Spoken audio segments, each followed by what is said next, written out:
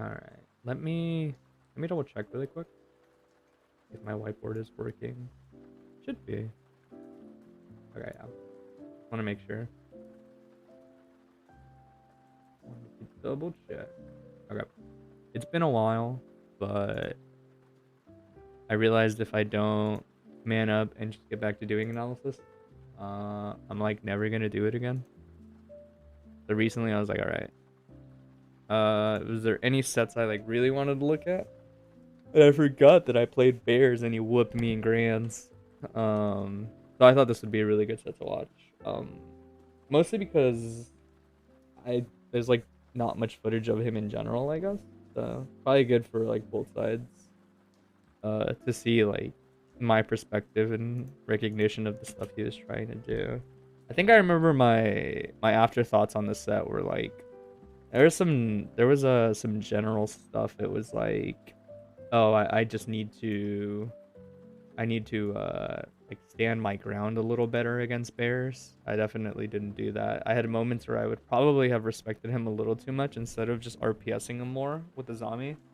Sometimes I do that, especially against a character like Chipp, because Chipp is so unpredictable that it's like really stressful to RPS sometimes with him because you can just lose back and forth constantly, and he only has to win like 4 good RPSs before you're like in a mix-up situation, and he's usually got like resources, and then you're probably dead after that.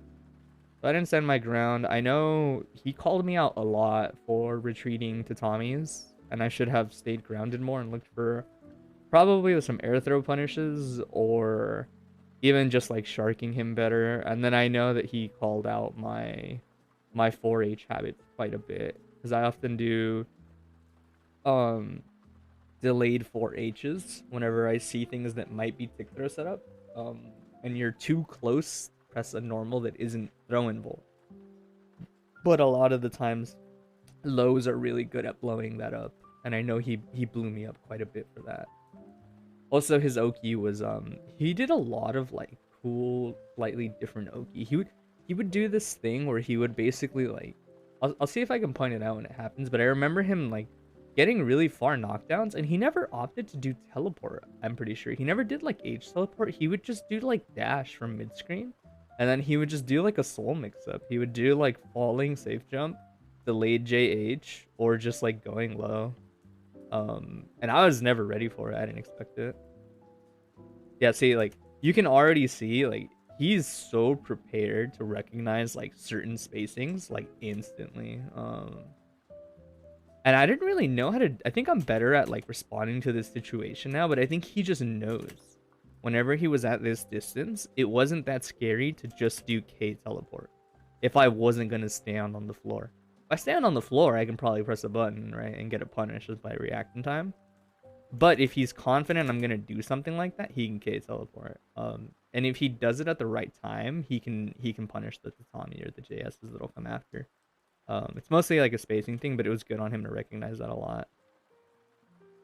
Calls me out like with the quick air to air. I think he was willing to like RPS me instantly too, a lot.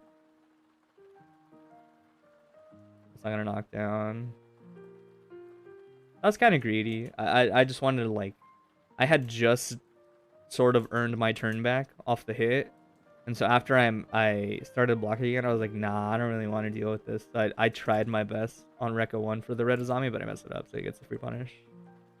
He was metered, so it becomes awkward. Good on him. I have a really bad habit of not recognizing this more against better players, where they will do this thing where they'll specifically tech in place late. Like, it's one thing to delay your tech, it's another to tech in place and deliberately try to counter throw your opponent. I've never really do that to people, and it's a pretty cool thing to do, especially if you're confident that your opponent's going for the air throw. More often than not, me, I just delay tech and I focus on staying underneath them after they've wasted their first jump.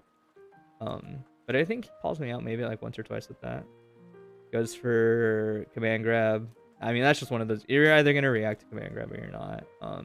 Worth noting, he's gonna do this to me like 80 million times in the set. Hold on.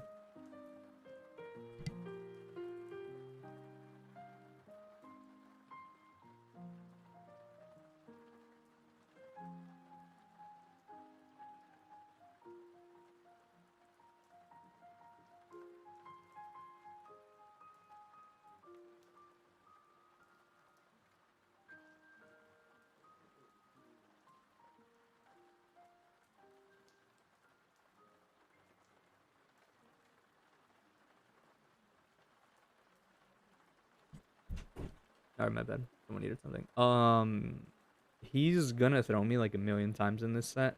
Which I think is fine. I think the thing about Chipp's command grab is if they don't punish with anything worse than an air throw, then there's not like yeah, you're on defense, but I don't think that's the worst thing against Baiken, especially if she's not metered for the mix-up anyway.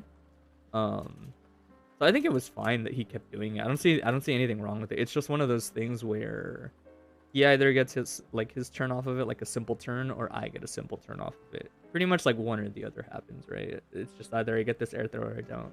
Um, and the risk reward seems pretty whatever on both sides, from what I can tell. Unless he's in the corner. If he's in the corner, then his reward is greater than the risk, right? Assuming the punish is air throw. Misses is confirmed. Yeah, see, I was really bad at this, right? So I know this happens multiple times in the set, or as soon as I wasn't good at waiting long enough, right? Once I see that initial hit, a lot of the times I will try my best to wait really long enough that it feels like there's a natural gap in the string, and then press 4H, right? The reason I do it is because, I mean, if you know the tick throw is coming, then you're gonna get it. Two, not everybody is really good at like setting up a good tick throw, or like baiting out 4H on reaction, right? Because I don't, you obviously don't tech throws on reaction in this game, but the idea is more so like you can see setups happening, right?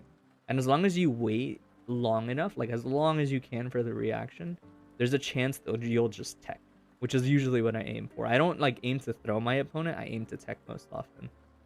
And the reason I don't really try to like fuzzy jump personally is just because I don't think Baiken's air options in that space are especially good. So like, I would rather personally most of the time tech the throw than anything else because let me say, pull up whiteboard. It's like from this situation, even like especially against the character like Chipp, if I like jump forward, up, or back, none of them are especially helpful. Mid-screen back is actually not the worst because if I get the jump and I instantly like realize I jumped out correctly, then I can air dash back, right, and set it to Tommy, and it's not so bad. He's pretty fast, so he might chase me down anyway still. But that's probably the best thing. Everything else is pretty much just like you're dead in the water for the most part. It also doesn't help that I can't super jump out of this situation. I just kind of have to hold it. And then also, like, a lot of the times if you're jumping in these sort of situations, if the opponent does what they should be doing and they throw OS, some throw OS normals just catch you fuzzy jumping, like, around here anyway. So for me, it's like, well, I might as well just freaking tech.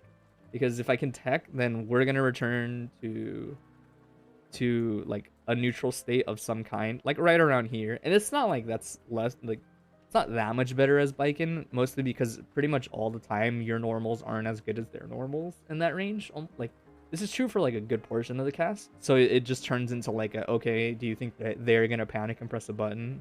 In which case you Azami. If you're mid-screen, you can backdash sometimes too.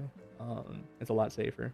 But if you don't have that kind of distance to fall back on, like mid-screen, usually you have to either continue blocking or commit to an Azami from that spot after the throw tech. But that's like generally the idea, right? And that's what I aim to go for. But I know I got caught a lot by these unnecessarily. I probably missed something defensively. I can't imagine I just didn't block well. I must have thrown too late or not reacted. And then he throws me out of the reset. I wonder what I did there. This is kind of what I mean too about I think I should have RPS spares a lot more in these situations. Because a lot of the times I think I would try to, what did I do? Oh no, I did try to Azami there. I think that's the startup of 5H. I think I messed it up. So that time I would have Azami'd him.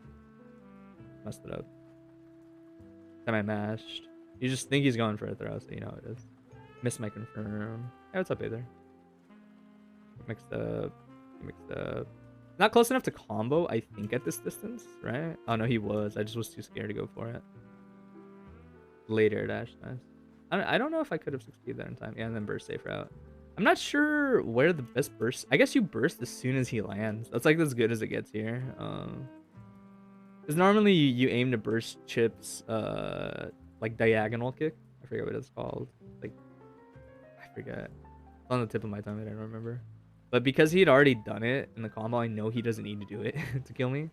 And it's also just safer to do this burst safe route. So I probably should have done it earlier, like after he landed. You can't burst the late air dashes, obviously.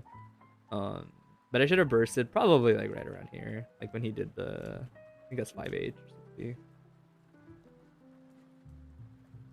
Yeah. Get washed one game. I must have missed the zombie there, I'm guessing. Let's pick up OTG's me. I don't know. Sometimes I'm surprised that I hold a zombie that long. That's kind of crazy that that worked. And burst. Oh, that was bad. That was so bad. It's probably just a little bit of nerves. As soon as the close slash hits here, I should have realized that he was too far for the knockdown if I press 5H. He's not far enough that I can't do running slash here and get a knockdown, but he is if I press 5H, which is why I have to fireball reset. Up claw, not 2H. 2H is nice here. Because a lot of the times you basically just assume one of two things when people block the fireball. Either they're just going to hold up a little late, and there's a chance that 2H just catches them because of the little extra plus frames that you get on the shot. Or they'll just jump, which is why most of the time I will commit to some rotation of like 2H here, air dash here, or up claw. Like a couple of them. There's not as much need, I would say, most of the time to probably air dash when you have them in the corner already, because there's not much they can like run away to anyway. So normally here it's like either I up claw or I 2H, or sometimes I do the horizontal claw if I actually think you're just gonna keep respecting me forever. He doesn't get caught. It gets caught by the next part. And then I don't know. This is kind of like a general thing. I would say like is a tip for like everyone, especially fighting me. If you block really far 2Hs, there's not really a point, I think personally, to like trying to hold up here. I can't think of many reasons why you would want to hold up here. The only one is like if you're like max range and I do horizontal claw, I think you get out if you hold up as some characters. But for the most part, like a lot of the stuff here is just gonna like catch you holding up back. I guess Tatami too, actually. Tatami you could probably hold up out of it, but you might as well just backdash at that point. Backdash would also beat something like the running slash more often than not, depending on the character's backdash. But the idea is like I beat, and so he tried to get away because of the greater frame advantage. But the running slash just catches, and I knew I would build the meter pretty much regardless of whether I hit him, and my goal was only to keep him in the corner. But if you just block there, that's 50 meter off the table, and I gotta open you up normally, right? So I wouldn't say it's especially good on me to do that, but people keep falling for it in real time. And then, I don't know, like it's like I said, I don't think it was bad that he kept going for those, because you only eat the air throw into like a safe jump. She doesn't get amazing Oki off of her air throw. Oh, I must have missed. Yeah, that was another one. Sometimes this happens. Sometimes I get some spaghetti inputs. This was me trying to wait as long as I could and input 4H to tech the throw or throw him potentially. But I must have inputted up at one point, so the H comes out like that. The jump H, I mean. It's an awkward situation. He gets to put me mid-screen. I'm not sure what... Oh, I missed my jump S input. That's what that was. So I tech out of hits then, and I missed my jump S input. Hey, what's up, man? It has been a little bit. Tries to go for the air throw and misses it on my tech. Yeah, see, I think... As scary as it is, I think I should have just RPS'd Bears more. Bears used a lot of H teleport just to jail me like this. I think I should have been willing to call him out more. Maybe not necessarily in that situation, but like you can see it. Like there's so much just like H teleport all over the place. And I should have... I'm surprised that worked. That's not supposed to work on if he's paying attention. So this is the standard burst point, but when they have 50 bar, a lot of the times once they've inputted it, they can just look at your character model, right? And then if they see the animations kind of off, or some people choose to look at the burst gauge. I know I used to look at the burst gauge a lot, but I don't like doing it as much these days.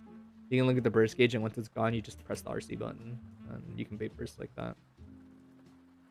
With the air to air, I should blitz, or sorry, not blitz. Claw, yeah. I should have done. You thought I was the chip for a second? No, I'm not. I'm not a chip player. I don't want to have 10 life points to work with. Yeah, I must have thought he would DP because the up claw catches and punishes DP like really well. Horizontal claw, it's actually kind of annoying because Chip wakes up a bit later. So if I do the horizontal claw, I don't get hit or anything, but his DP and his wake up are like so slow a lot of the times that it clashes, so I don't get to punish them because the chips will like a good player, especially someone like Bears, will probably react and just flash an FD, and I won't get the punish. So I was fishing for that, but he gets hit on wake up. Viking has a grappling hook. She does. It's a hit grab. What happened there? I missed my knockdown. He kicks me. Teleports because he thought I would Azami into stab, but I don't. So he's just kind of like playing out this situation. Now teleports again. The YRC slowdown forces his turn essentially, so I can't challenge it unless I'm willing to Azami. Respect. Throw, yeah. Stuff. I don't think there was anything necessarily I could have done better there. Those are just kind of like slightly scary RPS. Like you can see the next time he did YRC slowdown off the teleport, he threw me, right? That's the idea. Is in those situations you have to realize it's like a raw strike throw as if the Biken is smart enough to react to the YRC. Because it's not fast enough that you could obviously beat something like Azami. Azami's just gonna come out frame one. But you'd stuff any other normal, right? But if you're gonna run in, then I will usually either try to tech or just match preemptively, depending on how I'm feeling.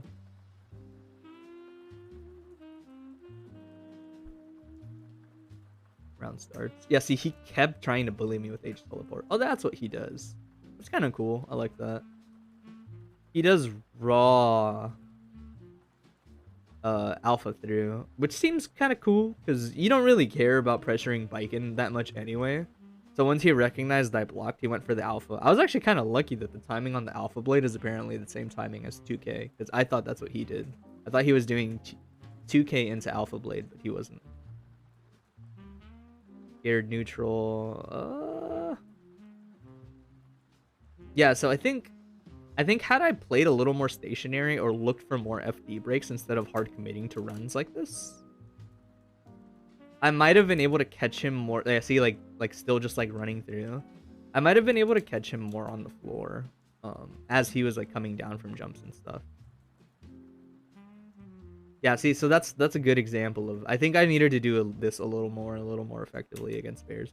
Once he whiffed, I could usually just like jump in spots like that, and even if he doesn't, so I might be wrong about this, but I'm pretty sure the way that this is gonna work is essentially, if he jumps past me like at this arc, trying to sort of like call out up back preemptively, right? Like he would call me out if I'm like up backing to here. And normally I think the idea is like if I jump up back after he does his air to air, if he air dashes back, he'll just get thrown by me, right? Like I'll see the air dash back and I'll just throw him before he could usually press a button, because his character model won't turn around fast enough, I'm pretty sure. And if he doesn't commit to that, I'm doing jump back, and if I see he continues to move this way and either double jumps or does the air dash deeper into the corner, then I will probably just air dash back. And after I'm already at this really high altitude, before I touch the floor, Biken should be able to turn around and set a tatami, right? And the tatami set's really nice because it kind of just establishes this idea to the opponent of like, no, you can't approach me. Had you just done something weird and tried to approach me, this is like probably going to click you, right? Because if I do that air dash back tatami from there, like if I go up, air dash back tatami, and he decided to do something like air dash to the corner, YOLO alpha blade, that YOLO alpha blade like probably gets destroyed by the tatami, right? So it's cool because that idea is like really important, I feel, sometimes for Biken, to recognize situations where you can sort of like cover these greedier options like early air to airs, but not a great punish, right? Like just a universal, like I'll just throw them out of it, like everyone can do that. But the idea is when you retreat, when you're wrong, right? Like if he does an air dash back and you don't get the air throw, you can retreat into like a really strong position for her in the sense that like people can't chase you down, right? So his guess on, oh, I think he's gonna jump in and I'm gonna air to air it, he's wrong, and his punishment for that is like I get to get away, right? Like we reset. It's okay. I think I did my button a little late. I should have zombie that, yeah. That's just you can just do that in general with Biken. Right, so once he does and I've talked about this a little bit before. I think it's the same situation, yeah. A lot of the times when people get hit, in these distances by air moves with Lycan, whether like on hit or on block, a lot of the times they will just like they will sort of like preemptively commit to like holding up back again, especially if they're in a corner, because they're not going to run directly into you. They're usually going to hold up back, right? So I'm used to committing to the claw pretty often against a lot of the characters that are too scared to run at her, because the claw is going to cover like this entire zone, right? So it'll probably miss if you don't jump forward at all. But it's kind of unlikely that you're going to super jump neutral here, I feel. Most characters would want to do it forward to kind of like build the possibility of air dashing out or doing other stuff. I do the claw, but because he teleports and I see it, as soon as I see the teleport, I'm like, oh, cool. I don't have to think about it. I can just YRC. Like, as soon as he does the teleport, I react in a YRC, right? And based on his teleport, I get to like pick my option. I'm actually really lucky that he picked H teleport. If he had picked K teleport for any reason, what's it called? I wouldn't have been able to hard call him out. Like, he would have probably been able to press a button before I could, and it would have been that sort of like strike throw situation with the zombie again. But because he does H teleport and I see the button, I'm like, oh cool, I get a free punish. That wasn't me trying to be mean. Would you ask, can you float in this game, like drift after super jump and stuff? No, there is no drifting in the air in this game unless you have ground momentum already. I believe that is like basically true outside of maybe a couple of characters that can do some weird movement tech in the air. Once you are in the air, you've committed to whatever arc you have, but it like momentum carries into your jump a lot. So like there's a very big difference between dashing and jumping neutral, dashing and jumping forward, just jumping forward, just jumping neutral, just walking and jumping forward. Like there's the difference between like all of them pretty much. And a lot of it comes from there. What was I gonna say? This all happens. Oh, I didn't mean to do it. I will never. I don't throw people's bursts. There's no reason. The only time I ever do it is probably to mess with people. But in like tournament settings, this is just, if you ever see this or a zombie after like 2Ds, it's always me inputting throw OS, because it just didn't come out. Good air dares.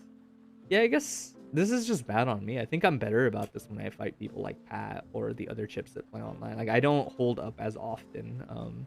But I think against Bears, I did it a lot, and he would just call me out like, constantly for it. Except in the corner, cross up alpha.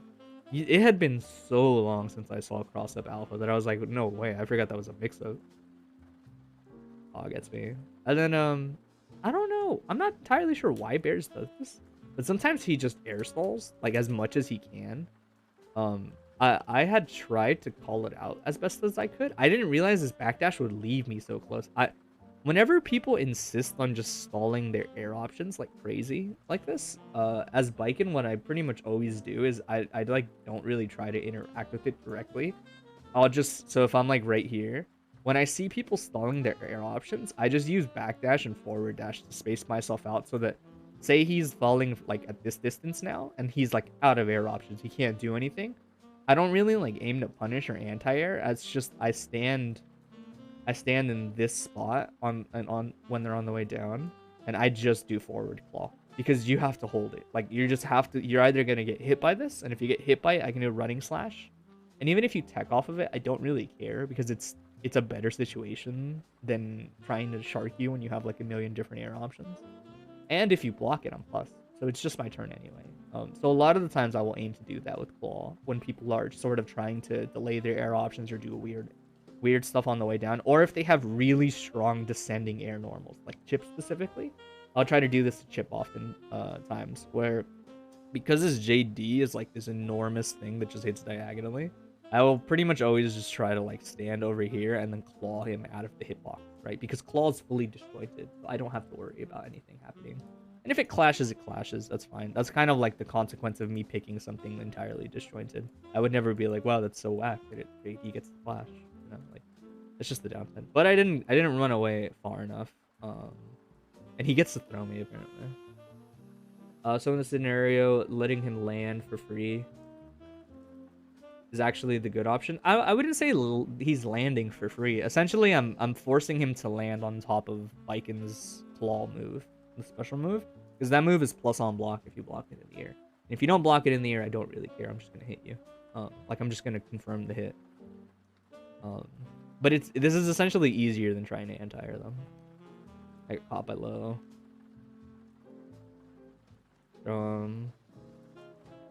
Yeah, see, this is kind of what I was talking about. Good on him to know, by the way. That's not a real tatami set. I don't have enough time to set this tatami properly against, like, a lot of characters.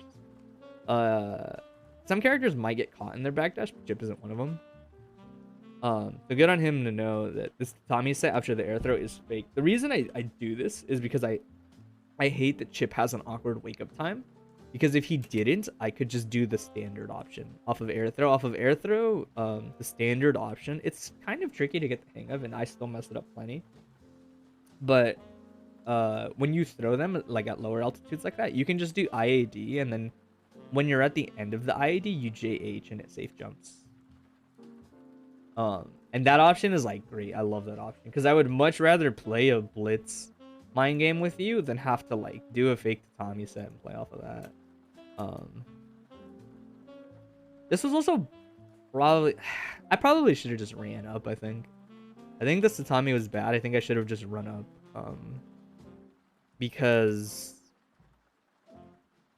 had he done DP, it also would have worked. But I guess I wasn't scared of DP because he didn't have the meter.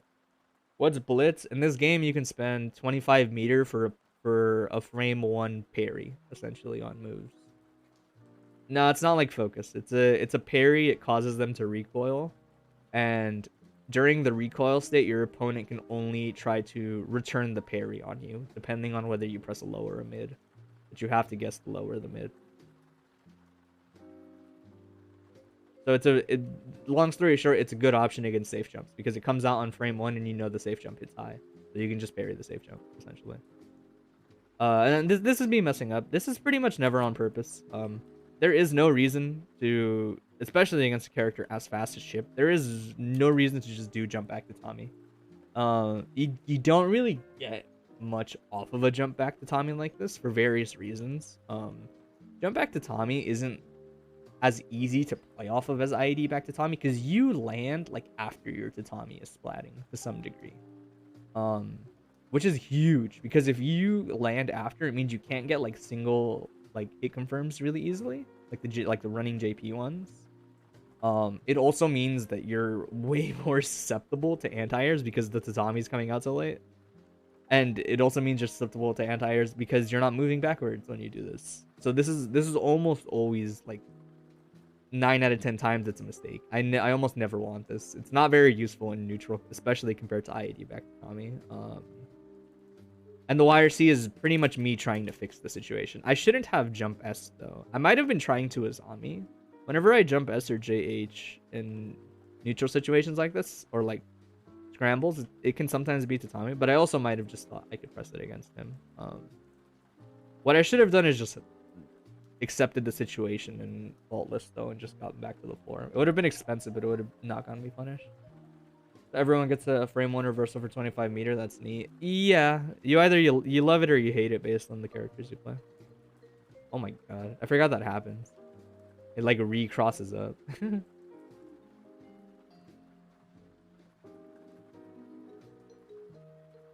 Oh, that's scary. I can't believe he didn't hit me.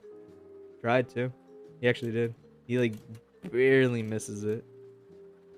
Also, a kind of a side note, you can burst this if you can just react to the jump forward, basically. If you react to her jumping forward and you see jump S, you can just burst, right? Like this is subtle, but this is a guaranteed burst point you can often get against her. The key to getting it is pay attention to which way she jumps. Like, if she jumped back, she's almost certainly looking for your burst in exchange for having, like, slightly less control over how she spaces her tatami. If she jumps forward and you see like jump P and then jump S, just like let that shit rip. Because the only thing they can do is try to like reverse Gatling into jump P, but they're gonna ruin their combo, right? Like they're not gonna get the combo they want. So it's them hard reading your burst, right? Otherwise, like you can just burst that JSJD like free. And I think it's a good burst point because if you ever get ticked like this, like and like round start openings, you're just like, oh no, she's gonna start her turn, right? So it's like, no, you could burst her, you could kind of push her towards the corner a little bit and play off that. It's a quick subtle burst point. I missed the punish. I need to practice this too.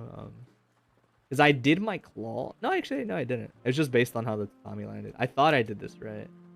I should be able to get a throw punish at least. I think. Because I know his is just weird the way that his reversal works, where it's like it's kind of slow. It like it always misses in this exact arc, but I hate that he lands like right next to me. All the other DPs take much longer to whiff than his. So I'm always confused on what I want to do to bait it. Because you can do a lot of things. Like I can 2H here too, and 2H is the best thing to do to bait the DP here. Because if they do the DP, you're just gonna whiff 2H and it doesn't have as much recovery as Kabari does. But the thing about it is, if they block, right, like if they don't commit to DP, you end up really close to them, like really close to them. And it becomes pretty awkward because at that distance, all of your cancel options can feel crummy if you don't have 25 meter. Because if you 2H and they block, they're still gonna be like right here. And your 2H is gonna be like here when it hits, right? So if you claw and they IB, your turn is just over. Like you have to like accept that it's basically just over. Because you're so close that like if they input a throw OS, which technically they might not, but should they input a throw OS, they're gonna catch you up backing. If you press a button, obviously you're minus. And if you Azami, they're close enough that they can just throw you on reaction to the Azami. Like it's an easy punish on the Azami. And the only way to sort of escape the situation for her is...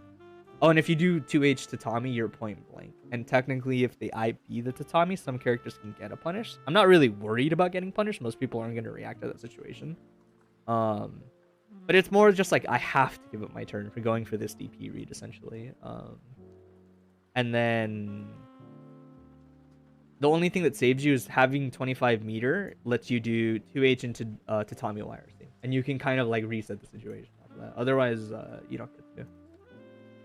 Is 2H design or the designated anti-air in this game like other Arc System games? Nah, it's this game it's a forward punch.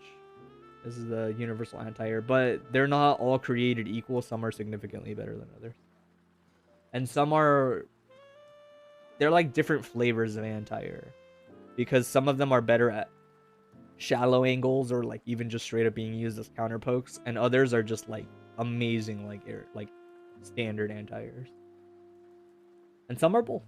And yeah, I wouldn't say that's a thing in like their older titles. I wouldn't say it's much of a thing, except for like Grand Blue and Dragon Ball.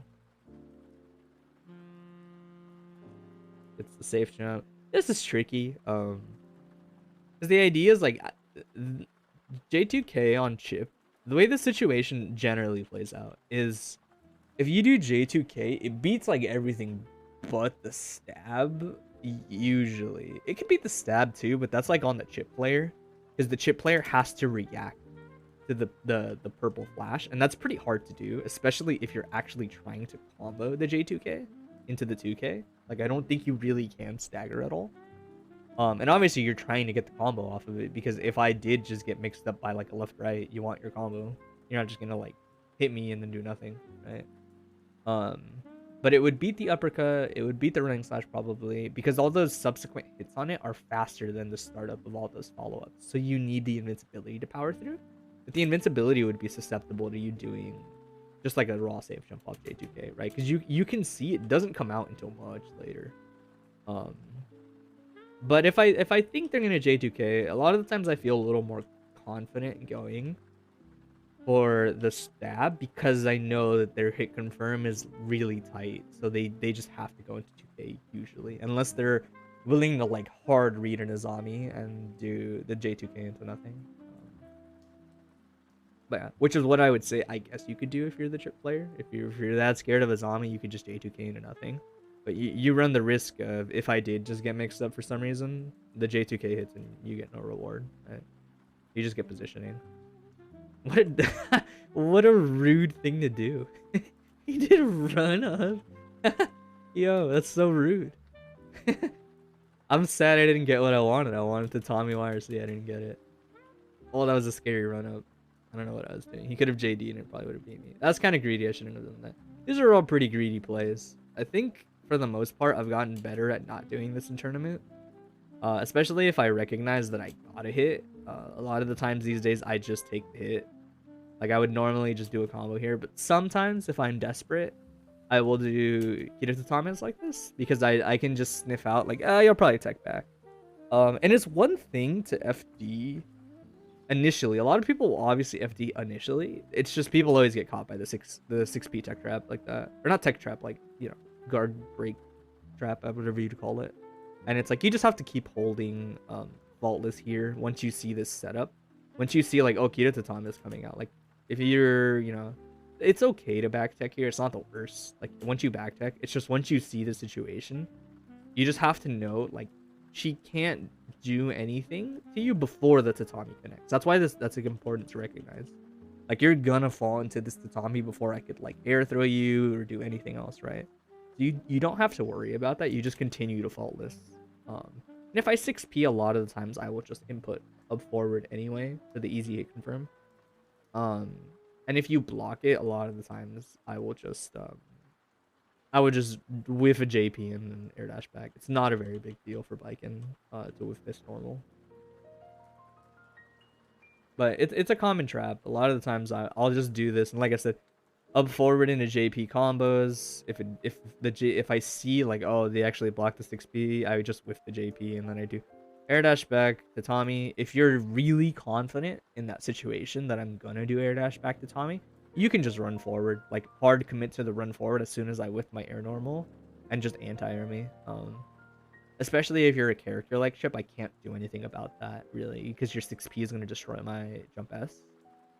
And the Tatami is too slow to really, like, stuff out 6P. So it's better for characters like Chipp or the characters that have, like, really good anti-airs to, like, run forward in that situation. I think the common misconception that people have about when I do 6P with the JP and air dash back is they see they land, they see me with JP up here, and then they try to go for air throw. But almost always your character is too slow to air throw me.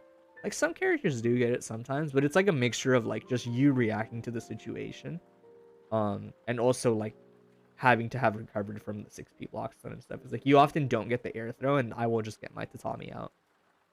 And if you didn't super jump for the air throw, you'll probably end up getting hit by the Tatami just for trying to throw me. I see it's one of those things where it's like people fall for it because the Biken player knows how the situation plays out and they don't. Right? It's just like a simple, like, quick knowledge check. And then the counterplay is usually just, like, running forward. And committing to, like, a good anti-air. It can, like, potentially stuff out both of her descending options off of the Tatami. And if the Biken player thinks, like, oh, they do that to me all the time, then when you whiff JP, just air dash forward instead. Air dash forward and cross them up, assuming they're not in the corner, right? That's sort of like the mind game that you play off this. But yeah, also, you don't even have to go into that mind game if you're not scared of her, by the way. I guess it's kind of silly of me to point all that out without realizing that if you block this 2D airborne and you tech neutral into, like, any button, it destroys this Tatami. Sometimes tech forward does the same thing too, but that's not always universal. Some characters, like, tech over you completely. Some characters, like, their tech button doesn't, like, hit right. But usually, like, tech neutral here, like, just destroys everything. And off the air dash, I can't really do anything to threaten tech neutral. Not really. Like, because the idea is, like, you don't have to instantly tech because nothing's gonna, like, that Kira Tatame hits so late anyway that it's not gonna combo, so you can delay that neutral tech, right? That's how you should play that situation. You really don't want to be in that 6P situation, like, off the tech trap. So most of the time off this, you can just, like, delay a neutral tech into, like, a quick little button, or a forward tech. right? Like, it depends on your character. If your character can forward tech, do the forward tech. That way you're good at beating the claw too.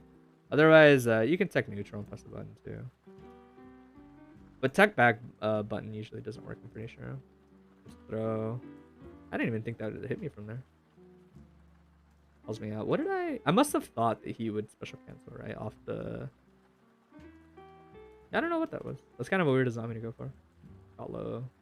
A little bit of a scary burst, but it works out. I think Kita Tatame would have dodged that Alpha Blade, maybe. It wouldn't have hit him, but I think it might have dodged the Alpha Blade. But that's funny that he got hit by a misinput. Should be dead, yeah. Calls me out. That time I managed to throw him. I was like, yeah. I needed to, like, man up a little bit. And either, like, at least block in the air or throw him. Catches me air to air again. That one I wasn't as ready for, obviously, because I just landed on the floor. Good call out. You can max damage this, but I was probably scared. Sometimes I'm scared to link that 2H to Tommy correctly. Because off of this 2H, like you did to Zansen, you do 2H to Tommy, but I always hate it because it's kind of dependent on like how quickly the character gains height. And it can be really annoying because if you do it a little too early, it's not that you don't get the combo, it's that you push them like quite far because of all the extra height, and it makes the tatami set like even more annoying to do correctly. Like obviously I'm still gonna hit the tatami meaty, but I want it to be like a really well spaced one, so that like if you do blitz, the punish is easy. If you just get hit, the punish is easy. If you do nothing, I just get pressure. Like it's really subtle, but it's like incredibly important. And a lot of the times I will just opt for that instead. Because like this tatami set, I did it too early, I think, because it's Chipp. But like the spacing on this is like impeccable. Like look at that, right? Like dodges blitz. Had I done nothing, DP should whiff. Or if I did the claw, DP should also whiff, I'm pretty sure. Backdash gets caught, up back gets caught. Like it's just a really well spaced tatami. And a lot of times I'll do that confirm instead. Something really simple, like, oh, just jump S, jump P, jump S, jump D, something like that. Because I prioritize the spacing more than I do, like, 40 extra damage or something. I messed that up a little bit. I probably should just realize that I'm supposed to do this, like, really late. I always do it a little too early on reaction.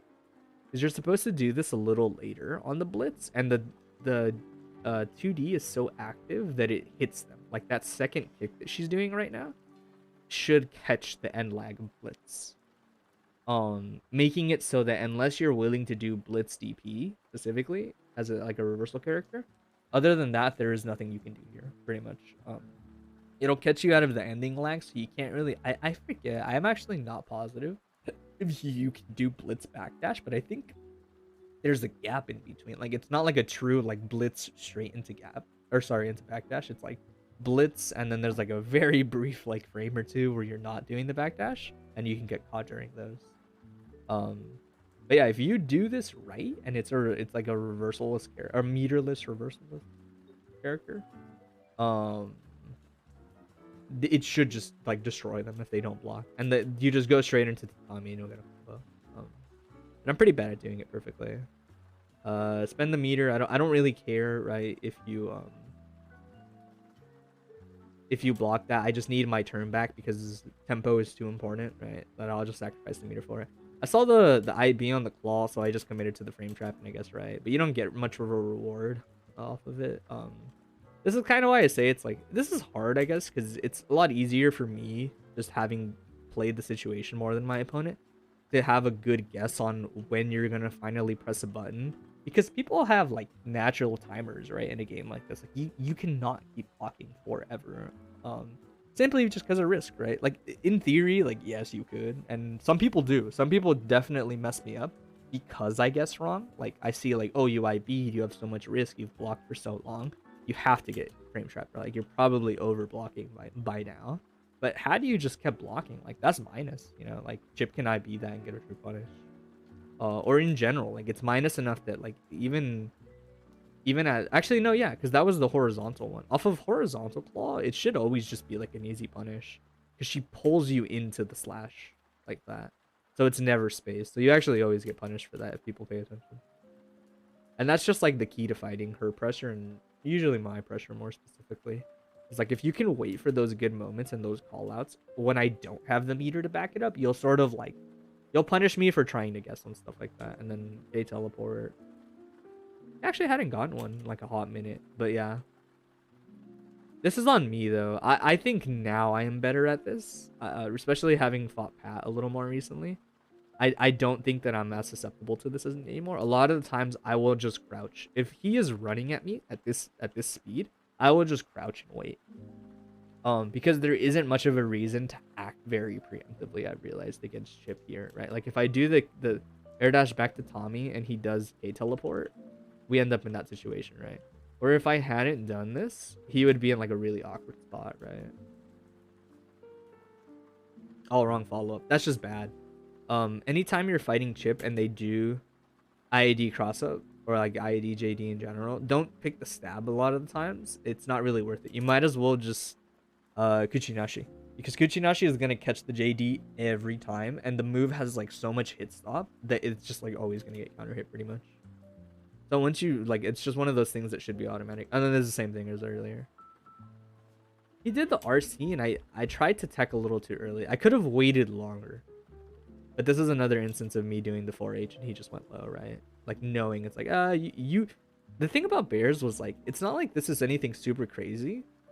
The only thing he was really doing is he was running into a space where he could potentially threaten tick throws. And before he got in the range of throws more often than not, or before I was released from block stun, right, like in this situation, he would just start his block strings with the low. He wouldn't really do anything else fancy, right? Like he just did a regular block string. The only difference was he started it off 2k, right? And he was getting a lot of mileage out of that. Like I remember I mentioned that to Pat. I was like, you should just start your block strings with 2k a little more. I know it's like different and weird, but like it'll just like, you'll find that it'll just like naturally blow me up more. Challenge the offense because he's technically a minus. Also, a lot of the times I don't. So the thing about the situation is, I've never really like. I'm pretty sure he's kind of like forced to give up his turn in this exact context. Because he does like Rekka 1, Rekka 2, right? Right? Didn't he? I wasn't paying. I'm not gonna lie, I wasn't paying attention. Did you just Rekka 1? Am I dumb? He's just Rekka 1. But either way, right? If he does not commit to the Rekka 2. Right, which I guess is on me. A lot of the times I just make the assumption they won't commit to Rekka 2, but if they do the Rekka 1 and I IB it, a lot of the times, especially if it's like this exact context where he doesn't have 25 and I have at least 25, sometimes even if I have 50, as long as it's like my next opening kills, I will lock in far slash like that preemptively, because a lot of the times on the minus frames, Chipp will just backdash anyway every now and then. And if he backdashes, I'm just doing the RC input no matter what. Like I'm just doing the YRC OS, right? And I sort of like get to play. A lot of the times the slowdown will help me escape the situation and maybe even start my turn off of it. But more importantly, like if he overextends, I get like free hits, right? Is the idea. As a greedy reset. I guess I thought he would burst maybe. Yeah, I said all my tatamis too early, and then I remember that.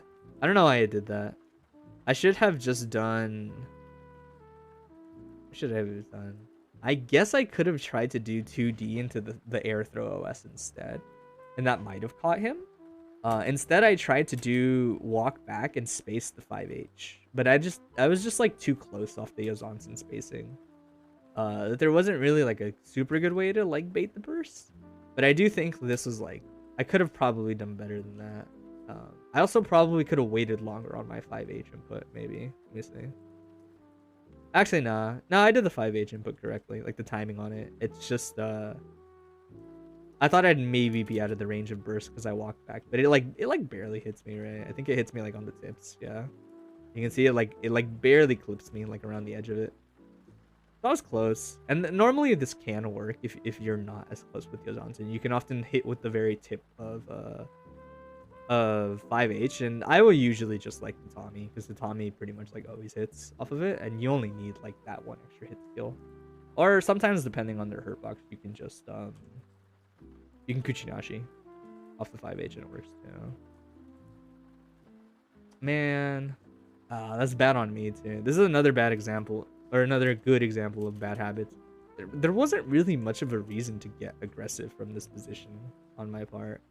Like, we're in neutral, we're in neutral. I've noticed these days, I think I'm a little better about just, like, holding my spacing and not feeling the need to just YOLO jump S like that. Now it's like, I'm in a bad spot, tries to bait my burst. I should have bursted there. That was kind of like...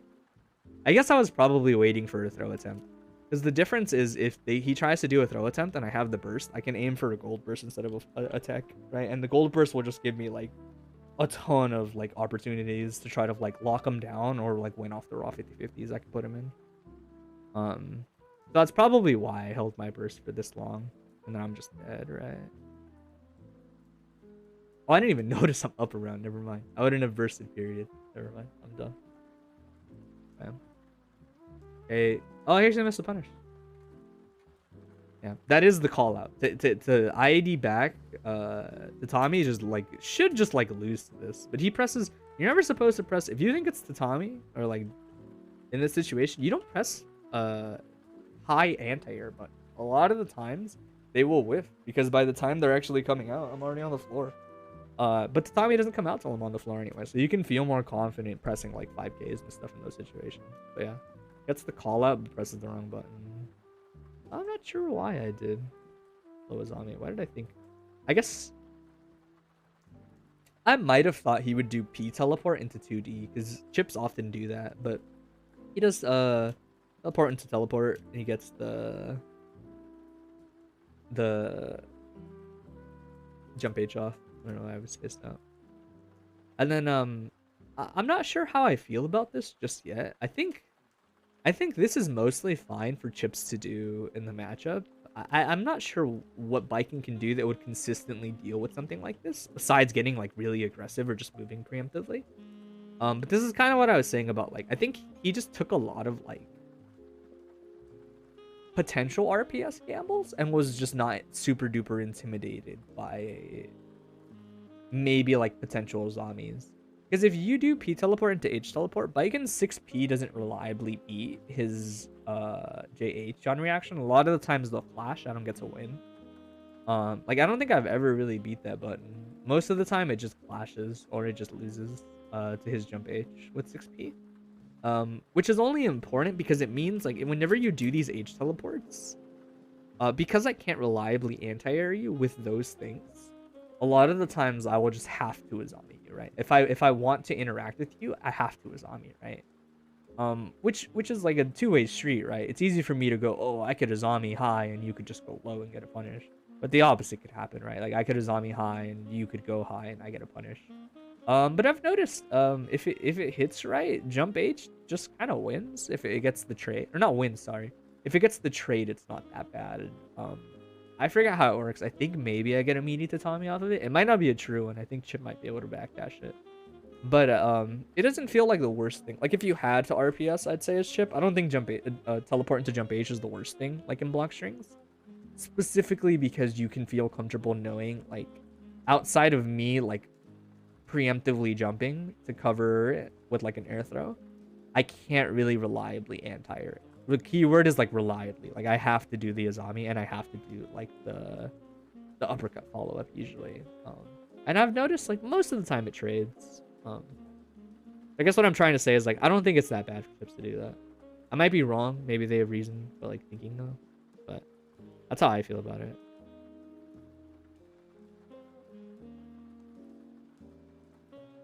He check. That's kind of crazy. He checked that. What the fuck? No combo knockdown. What's up, Storm? Yeah. This is like another thing. This is advice for anybody who fights Biken, but this is hard to do. If you ever get hit at certain distances. You saw me fucking up Kizzy in his video again? Oh, his Exert video. I don't know why I thought you meant Strive for a second. I was like, I've never played that guy in Strive. That's pretty funny. Oh yeah, if you ever get hit with 5H, like max distances like this, it's hard to like learn to do this. But I mean like it's just part of like you can get better at the game by doing this with like any character essentially is like learning where their combos probably don't work. But off of this broad distance, a lot of the time she can't get like she pretty much can't get a running slash off of this. So we'll just do like resets instead. Which it's not like the resets are always like, oh, you could always just do this, like, because I could do like a million things, right? Like I could commit to the full armor dash, I could fire the fireball, I could do claws, I could just like do 5H 6K and then run away. Like she has a lot of options, but I'm more so just trying to say like knowing that that's a reset can sometimes help people, like to just know that that's like, oh yeah, that's like a challenge point. I could have 6 beat him, but I didn't. That's a free punish for him. Yeah, I think I have gotten better at not falling for this these days, where I will like from this situation I won't insist on pressing forward anymore as much. Like once I'm in here, like here, I just kind of let the chip player do whatever they want. Now I'm not as prone to like getting impatient in these spots, especially because if he just does that, I can like tech the throw, etc. But I've realized like acting preemptively against Chip can often just put you in these situations that are like never good for you. As Biken, because like the key thing to point out is that if you act preemptively like this against Chip, it's not that you just always get screwed. Like you don't. It's not like he always gets repeats. I read the chat. Not like he always gets punishes. It's more so like doing stuff like that can often put you in very sudden like Azami no Azami situations. Which those aren't like inherently bad, but they add like too much volatility to your like game plan against the character, and it makes like it being harder to be consistent. Just in general, right? Which is like why you want to avoid doing that. So what's up? What? Am I gonna 3P today? No, I am not entering today. I know. I'll talk about it. Let me finish my analysis. Because I'll go on like a little baby tangent about it. But fuck it, I'll get the 3P next week. And yeah, I'm the same. I was talking about it. It's like I think that's the key. Eventually you realize that just doing stuff against Chip and neutral is silly and you should just not do it. You should just let him do whatever he wants. Oh, that was scary. See, that's another... I shouldn't have done that. A lot of times if you jump a zombie and you see they do JD, just do the uppercut so that like you get a proper punish. Like, because even though I stabbed him, he didn't counter it. That's what really matters. I get the hard bait on DP, he bursts. Not sure what that was. Probably just a drop combo. Messes up his Oki some. I probably should have just ran out once I was in that situation. Once I did this to Tommy YRC, I should have just ran forward. I guess this is one of those like character knowledge moments, because the reason I don't run forward is because I'm scared of a move like JD. But I need to realize like Chip's not gonna JD here because that move is really bad to hit up high. Like it's a very minus move and it's only special cancelable.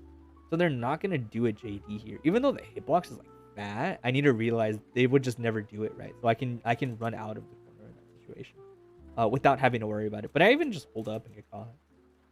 You didn't know, but Chip's 5D goes mad far. It's like one of the farthest reaching in the game. It's like him and Raven, I want to say, have the farthest reaching 5Ds. And Biken, kind of. Biken's goes really far. I get tagged, but he doesn't get a proper confirm. Caught. Oh, I was definitely trying to Azami. Almost always, if I woke up with close slash, it's Azami. Especially if I didn't have 50 bar. If I had 50 bar, it might have been super. But if I don't, I was definitely mashing Azami. Because that's not the throw, that's normal. It never is. Nice. Yeah, see, I mean, it might have been on purpose that he did that. This is a good habit to have in general. Anyone who has really blatant plus frames, it's nice to do this against Bikens to keep them in check. Where when you do your YRC and then I'm plus a million, when you run up, don't feel the need to press buttons immediately. You're obviously so plus you don't have to. But the reason that you don't do it is because a lot of the times Bikens can just assume that you're going to start your block string instantly because it normally doesn't matter, like, ever against a normal character. But against Biken, she can red Azami, right? But if you give like slight delays in your pressure, especially when it doesn't matter, like that was still going to be a true block string even though he dashed for like another second. You'll just get freebies like this every now and then if the Biken is being greedy, right? Little things like that can help a lot. I get the backdash. Ooh, I could have knocked down off of that. That was bad on me. I definitely could have just...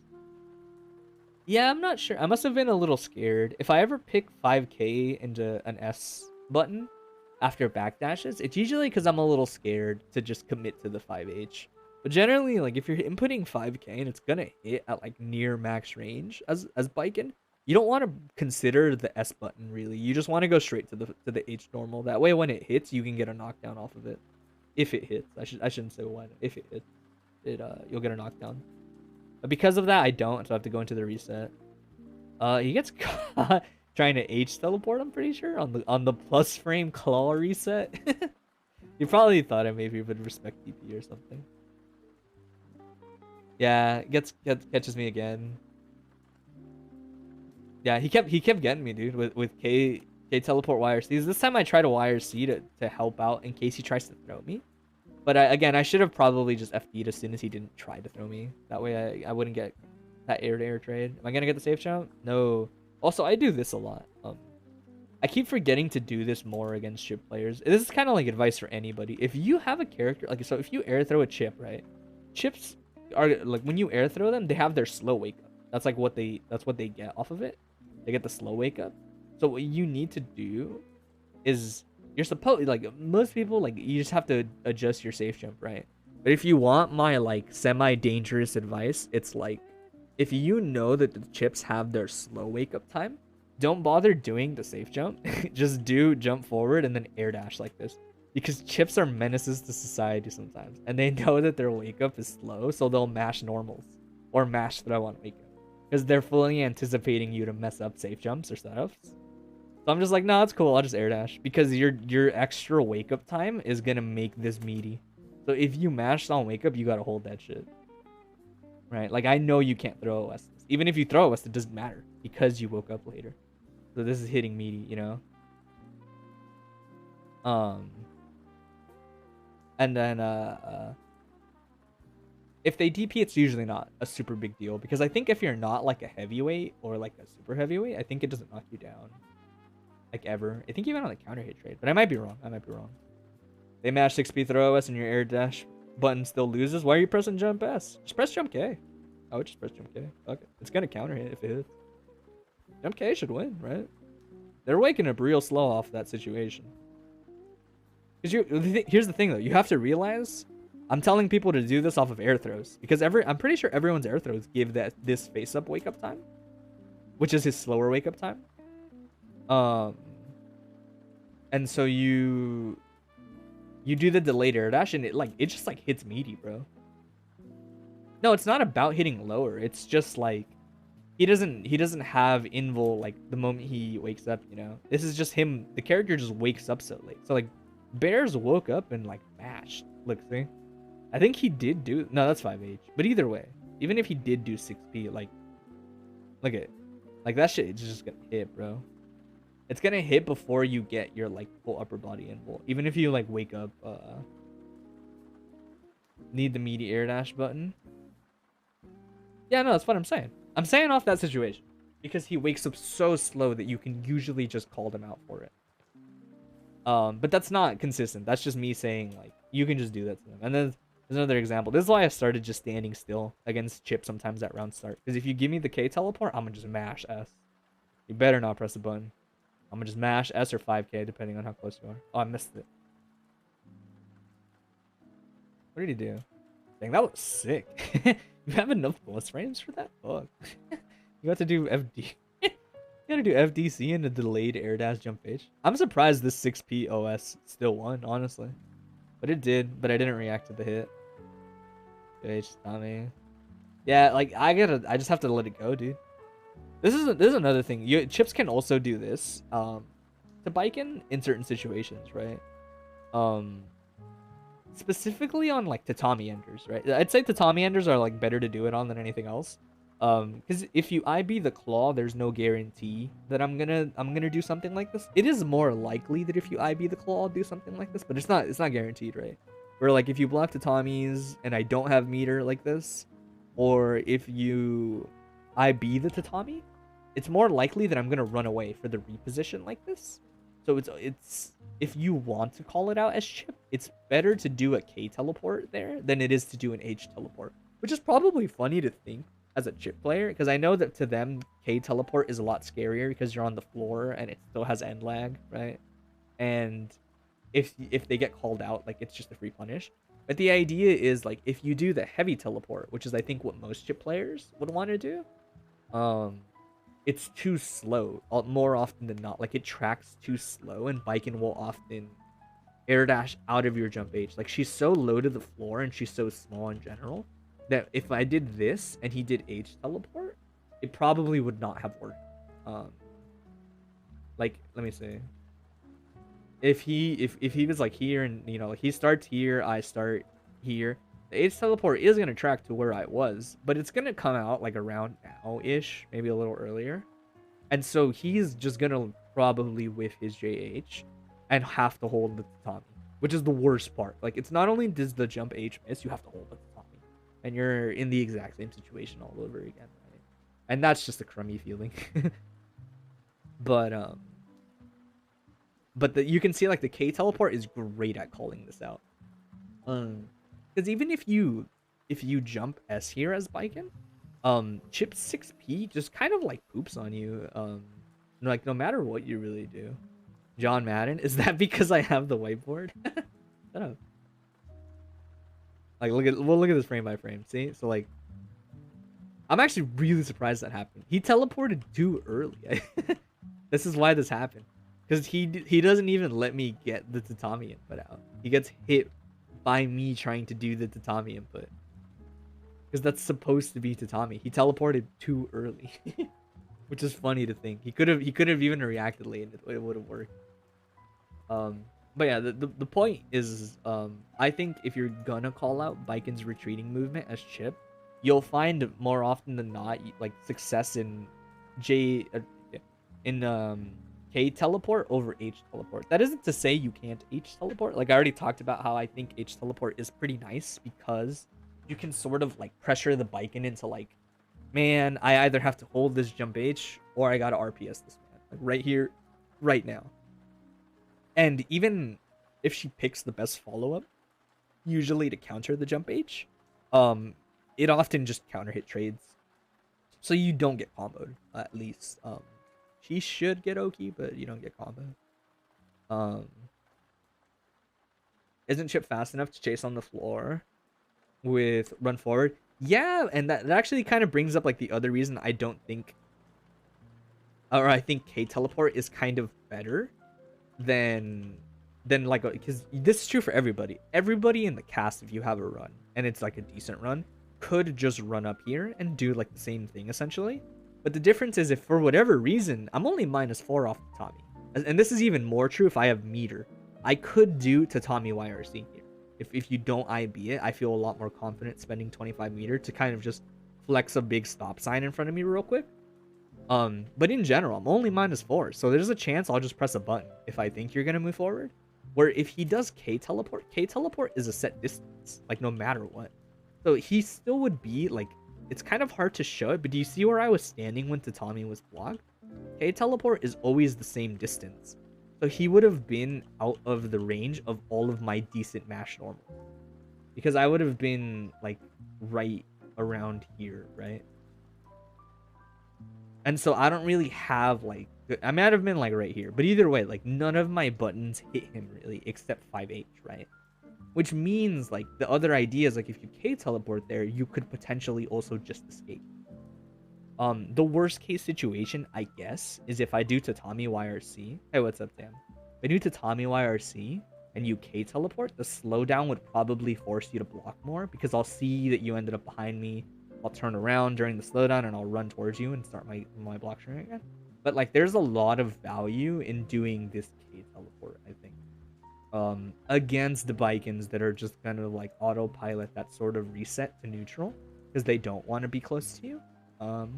And like in situations where you kind of have advantage on them. It's not that it's unbeatable, it's just like that is the tool. And I think a lot of the times Chipps don't realize that because normally the tool is jump H.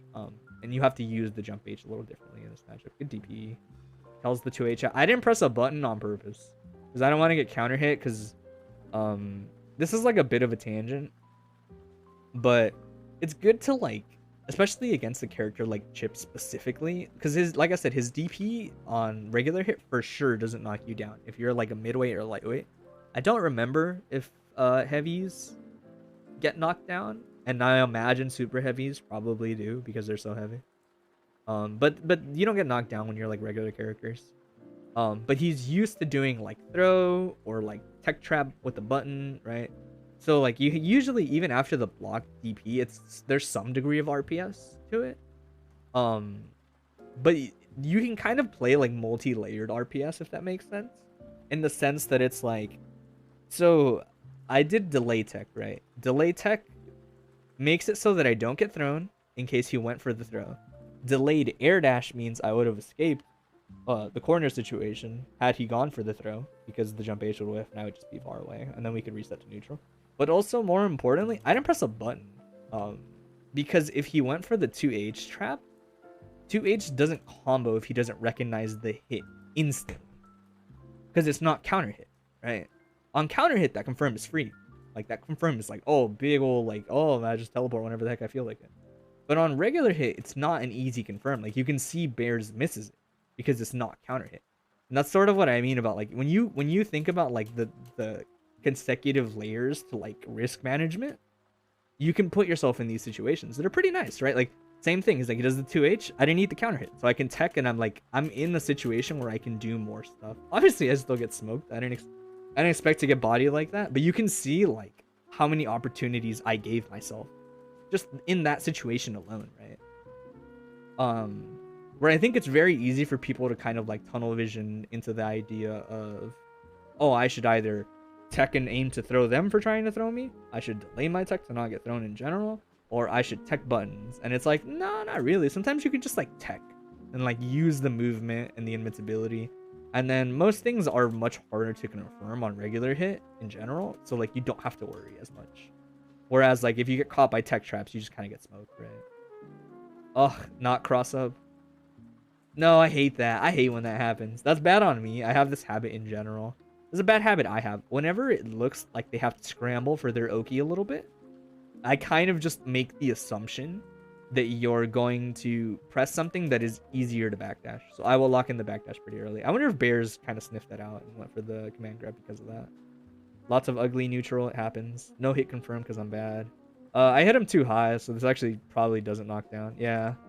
That's bad on me. You gotta hit that 6H lower so that you can do this combo better. I might have been able to fix it if I had done like 5k jump S, like jump back jump S to fix the combo, but I don't know if that's too many hits, because that's already 4 hits in the combo, and I don't know if 5k combos in a jump S anymore. Good air to air call out. He did that on wake up word. That's crazy. I can't believe that worked. Nice. Yeah, see, again, this one was scarier because I couldn't even see his character model. But that sort of like run up 2k, I get caught because I try to wait, but I don't wait long enough to sneak in the 4H input, and he just calls me out for it. Like, he had a lot of moments where he would just body me off of that. That was a complete guess. I cannot lie. I have no idea how this happened. I'm actually so confused. He messed up this input twice, by the way. I should have died like 2 combos. But yeah, he messes up this input again and gets DP, I think. Or maybe both times he was reading my burst. I don't know what that DP is supposed to be. Because he's not supposed to do Rekka 1 in that. Actually, I guess Rekka 1 is the easier combo. That's probably why he went for it, right? But either way, messes up. He landed. I don't know why in my head I thought, you probably don't want to be in a situation close to me here. Like, you probably want to like dash throw and mix up, or like dash throw and, or sorry, like jump and do something. Damn, I threw him out of 6k. No way, bro. That's what it was. That's crazy. I 100%, I don't know why. I just thought like, oh, I don't know, I'm just gonna air throw, maybe it'll work. That's so funny. That's actually way too funny. I didn't know what I threw him out of because he was invisible when it happened. So I just remember throwing him and I was like, bro, what the hell? Oh, I messed up my air dash. Fuck. He got me that time. Also, it was funny because I remember getting like washed in this grand finals, like game wise. He 6-0's me, I think, right? Straight up. But there were so many games I almost won because like the rounds were like this. I had so many heartbreaking round twos. I just choked so many round twos. then it made me actually sad. I was like, dang, I actually wasn't that far off from winning, from doing pretty well in grands. Because I had my fair share of round ones into almost winning round two. Oh yeah, this is a lot more of like I tend to get this more against Pat when we play. Um, and I know he recently mentioned on his stream he was having trouble anti-airing me, and anti-airing Baiken is like a whole thing in and of itself. But I've noticed the difference between like when I fought Bears and when I fought Pat for the most part is I wouldn't Bears didn't really spend that much time on the ground, first of all. Two, I didn't stay on the ground either, so he would often catch me just doing stuff. But he also Bears didn't really play at this spacing very much against me. And Pat kind of does this a little too much, I would say. He plays at this sort of like full screen, near full screen spacing quite a lot against me. And I think the idea is that you want to give yourself space to react to her approach options, right? Because like jump S can be really annoying if you're not ready for it. People think that IAD Tatami is like what I'm gonna do, but I usually do Kita Tatami, right? And the reason that it's hard to play at that spacing is because Kita Tatami is really shallow, right? So the idea is like a lot of the times I don't even aim to hit people all the time. Like I usually undershoot my Kita Tatamis more often than not, because this situation is just pretty good for me. Like if you gave me that much spacing, like the near full screen spacing, because if I toss it out at this range, Kita Tatami is gonna splat like around here probably. So there's a chance maybe it hit you, probably not, maybe. But more importantly, I'm going to land right here. I'm gonna be pretty out of range of like pretty much most of the anti-airs in the game. You need like Venom 6P level anti-air for like anti-airing this. So it's really more like a way of quickly closing the gap and putting me. This isn't even, I would say, the ideal range I want to be, but it's pretty close. The biggest point is like I'm kind of just out of the range of my opponent's pokes on the floor more often than not when I do this, which is like the greatest benefit I would say that I get out of it, because the positioning is just really good there overall. Because Baiken is all about like reacting to situations as best as you can, more often than not by just mashing on a zombie. But the idea is like if I put myself in this spacing, when you move forward, there's only so many things that you can do, like in this time frame, right? You could continue to move forward, and then past a certain threshold is when I will mash 4H, right? That's kind of why I talk about like delaying my 4H mash and trying to get these techs out. Or you could just press a poke early, which is way more susceptible to just the zombie mash. But even in general, if you press a poke, your offense won't be as strong at that distance. And it's weird because Baiken doesn't like being close to people most of the time, in that like her buttons aren't great at mashing and scrambles. A zombie is great at mashing and scrambles. Her buttons are not, right? That's how she's designed. But the idea is if you can sort of get close to people in situations where they feel uncomfortable because you're making them play these unfamiliar spacings and these unfamiliar like situations, then that's like where she thrives. That's like where you get that most value out of a zombie a lot of the times. And eventually you kind of, in theory, get people to like sit still. But yeah, that kind of all stems out from like handling spacing really well. And normally I'd say she doesn't have like great approach tools. If you can't do the Kita Tatamis, it's quite hard for Baiken players, I would say, to play at this distance against their opponent, which is why I think a lot of the people I play are probably quite used to playing against Baiken at that spacing. Because here it's like Suzuran's gonna end before it's a super huge threat, right? Like Suzuran ends. Whoops. I thought I had my whiteboard. So, gotta go back a couple frames. So, like, when you land at the spacing, if you Suzuran, it ends, like, here. If you running slash, it makes it to them. The problem with running slash is every time you make contact with running slash, if it's not on hit, if it's on block, it's RPS, right? Which is sort of, like, talking about the thing I mentioned earlier, where it's, like, the idea for me is, like, that's a lot of added volatility that I don't want in my game plan. I don't want to just force RPS. Especially much less in situations where you feel like you understand the RPS. I want the RPS to feel like you're just pressing buttons when you think it's fine, but it's not. It's actually spots where you have to think about it, right?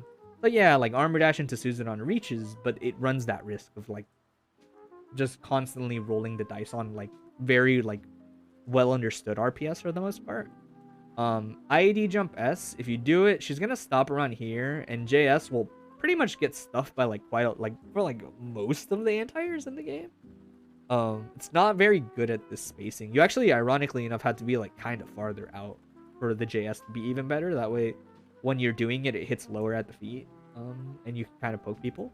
But at this distance, it's not as good at it as it or at it. And if you do IAD Tatami, a regular one, you will actually end up like way further.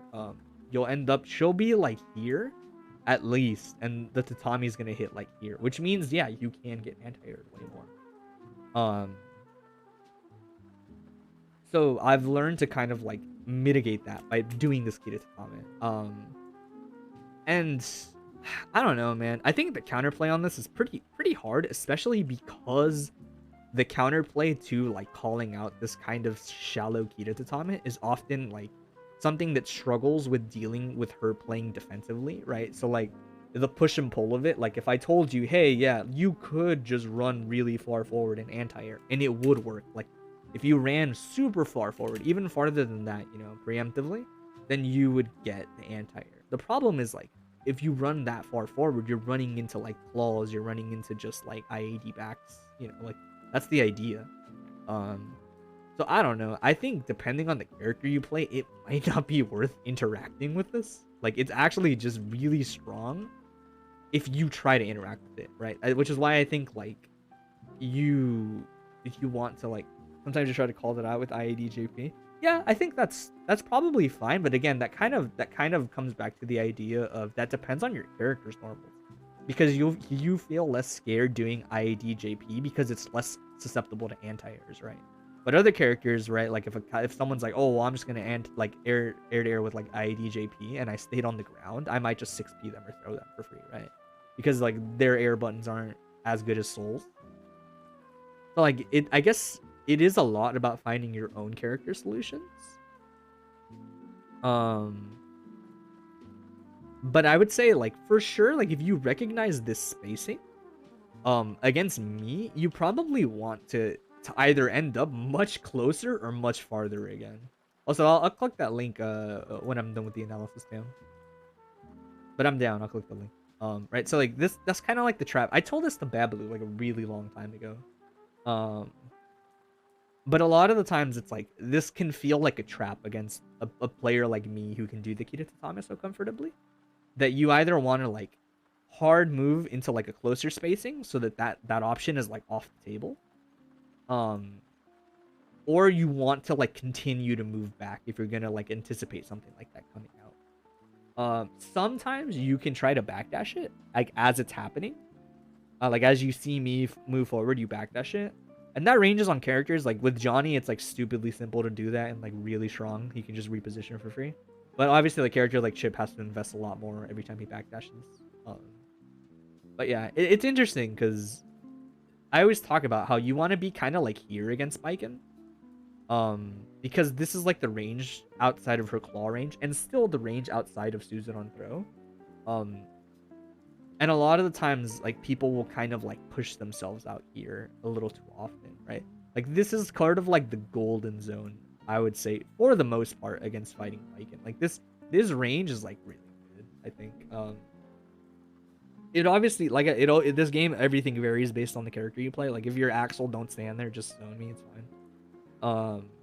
But for most characters, I would say like this is the spacing that plays the most off of like being able to more reliably anti-air her, staying outside of her like cheesy options, staying outside of claw, you know, still potentially being able to run up and harass me at this distance while also like threatening running away, right? That's where the most like things happen in the matchup, I would say, where it feels like you can challenge her. But a lot of the times, this full screen spacing, I feel like, can often not work out for some characters. It depends, but like I don't think Chipp's a character that wants to be there either. Just like the way that he works. Oh, I got so lucky, I mashed. Nice. This is cool. I've enjoyed this option more out of people recently.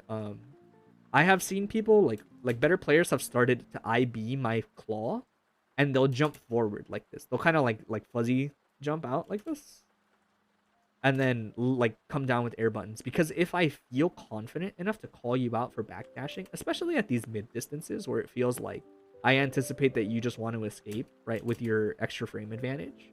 Like the gap here is so obvious that it feels like, oh, he has to press like RS to hit me, right? So I'm just gonna backdash, right? So a lot of the times I'll kind of just do the claw because of that.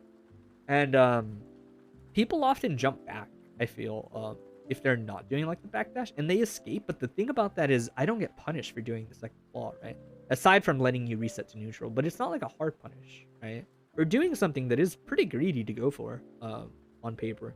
But this like jump forward, if you do it like as soon as the situation is sort of happening, you can see like as it's happening, like, oh cool, I'll just like go and get my punish, you know? And I couldn't do anything about that. I could have wire seed, I guess. I just wasn't ready for it. Or actually, could I have? Did I even have the meter? I could have, yeah. But it's a good call out for double claw. Pretty safe too, right? Because like if I see the IB and I do like crouches on me, if you jump forward, you're potentially not gonna get the punish by the time I react to the jump, but I'm not gonna get to a zombie again.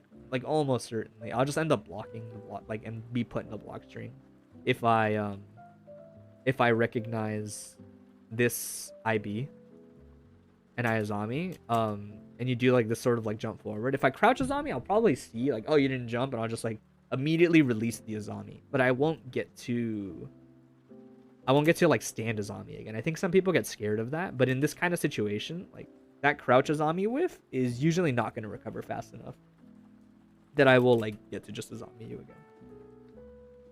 So I like that option. It's a pretty cool, like, it feels like it covers quite a bit of things that I'm prone to do off of the IB, where I like don't want to respect frame advantage. Like backdashing, low Azami, running away, doing a second claw, right? Like this kind of thing seems nice overall. It gets me, it has like a higher chance of getting me to sit still, which is like what you always want against me. Oh, it's kind of scary that I ran like that. This one was actually on purpose. I know I said I didn't want to run as much forward, but the idea is like I was running forward, and once he teleported, I saw which way he teleported, so I was like, okay, there's no point in stopping. I'm gonna keep running until we like reset again. Wow, I can't believe that clipped me. Oh, I missed my kid at the time. Oh, bait. Yeah, let's go. I got him. Hard bait on the DP. I didn't even space the Tatami. I knew that time I was just like, I'll just hard bait it. Because I didn't have that much frame advantage off of that, so I couldn't do like a real safe one. I was just like, screw it, I'll just bait it. Hard knockdown. That's bad. I'm pretty sure, because this is only one rep of the air dash. If you do one rep of the dust loop, there's a lot of hits done on this next JD. Like, look how long it took him to tech out, right? That I should have just done raw uppercut, and it should have worked with that much stun. Throw, yeah. I also just wasn't teching throws more often than not in this set. Just funny to say in a game like this, but it's like, I don't know. Like, if you do it enough, you can tech throws. I guess he kind of scared me out of it with what he was doing, right? Got caught low. I think there's like 2 more games. Huh? Yeah, 2 more. That's a really long tangent, so I'll try to like take a little less time if I can on these.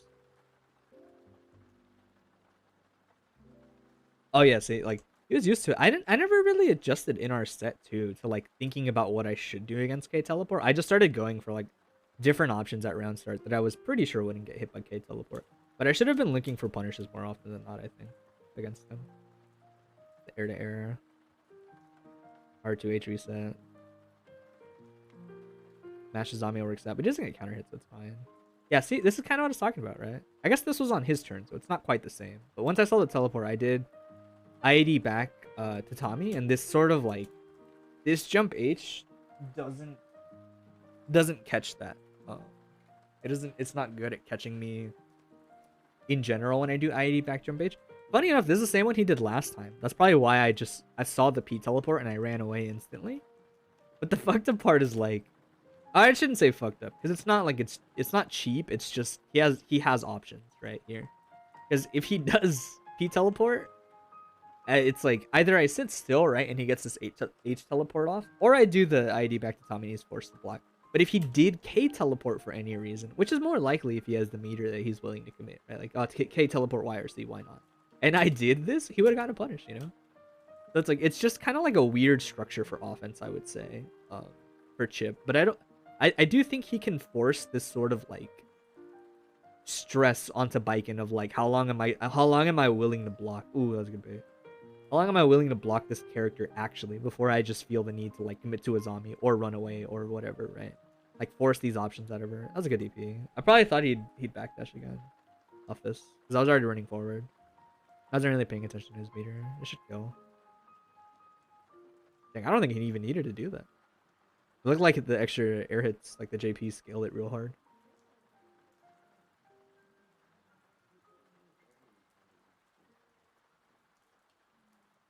Oh yeah, and that time he actually called me out, right?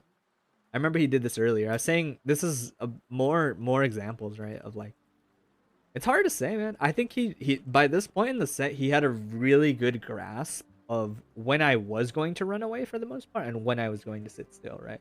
When he thought I was gonna sit still, it seemed like he would be more prone to the H teleport, right? For the sort of like free reset into getting close to me again.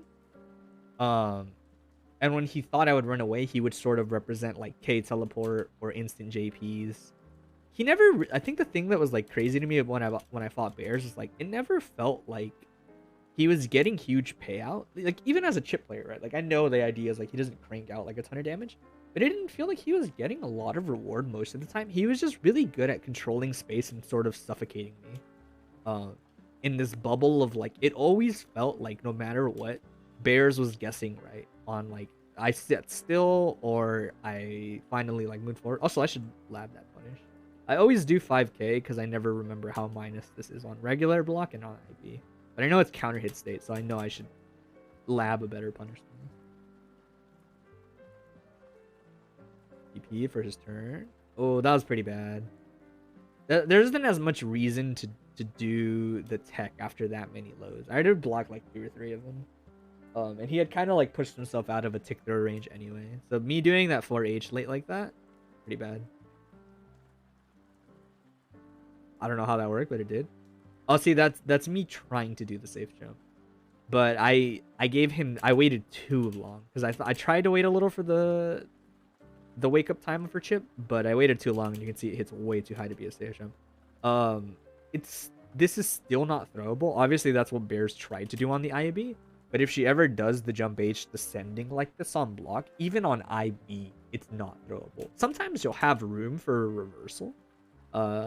Not always, sometimes on the IB, but in general, like you can't hold up, you can't like hold up back. I think he tried a DP because I didn't see the exclamation point, so he probably thought there was a gap. Reset. There's another example, right? It's like off of this far slash max range, I don't get a knockdown, so I have to go. I have to reset in some way, right? That's like where you'll often catch me doing Suzerons more often than not, or on situations where I just don't get the combo. Oh, I could have killed, bro. What am I doing? Fuck. If I had recognized the situation, actually that's not true because I did a safe string. I did 5p 2k in case he like tried to backdash or do something super weird. And this Tommy, I might not catch him. Oh, there it is. That time, so I did 2h that time, right? Because 2h has, I think it might have more active frames, but it definitely has more startup than 2D. So this is like an example of what I was talking about earlier, where if you do the tatami and you meaty the low properly, it basically catches like anything that isn't the reversal because you're outside of throw range. You catch the up back. I think you catch the backdash. You catch any buttons. So that setup is great. The weirdest thing to deal with is if you pick something like 2H and they charge blitz. Like if they pick charge blitz and you do the 2D or the 2H kind of wrong, sometimes because of the extra like invincibility, they'll kind of like go through the normal. I find that I don't really get punished that often off of it, I'd say. I can usually like block in time, but it is kind of annoying that like that's like the one way you can like wiggle out of that seamlessly or like seemingly like hopeless situation. And either way, like if they charge splits, it's still not the worst thing ever because a lot of the times I'll just eat the charge blitz if it's not like fully charged. And if you charge too long, as soon as I can tell that you charged it too long, I don't have to blitz. I can just zombie, right? That's like why I'm more often willing to charge blitz hits than not. Because of that. Because I'm just like, yeah, that's fine. Because your Oki sucks off this anyway, like in general. Oh, this is what I was talking about. This is cool to me. The Bears would do this a lot. It just seemed like a cool setup to me. He would do like fake high lows. He would do like dash forward FTC into like delayed air dash. He would do like full on cross up, I think, one time into like a reset. It's just one of those things where I feel like it just messed with me to see it. Like I wasn't as ready for these situations ever. I think I might have tried a match throw there and I didn't get it. Yeah. At that point, I think I was just holding a zombie. I didn't really know what to do. Oh, I got so lucky. I got the red zombie on the kunai. I feel like I don't often get this because they're like so multi-hit. It's like tricky to get.